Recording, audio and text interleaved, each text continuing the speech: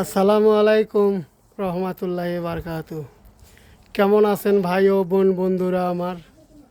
দেখতেই তো পাইতেছেন কবিতরের খাঁচা আর কি। তো আমাদের এখানে কবিতরও পালা হয়, আমরা নিজেরাই পালি।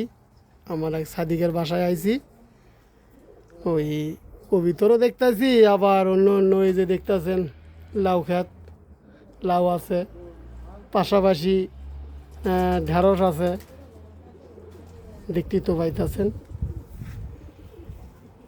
আবার ওই যে এটা কেউ বলে পানি কদু, কেউ বলে খালি লাউ।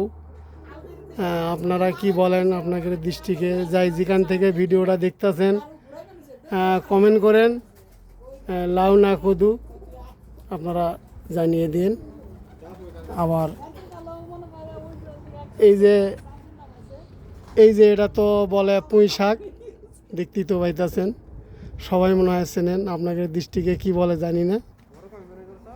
আবার ওই যে মরিচ ক্ষেত আছে, আবার তো দেখতে পাইছেন।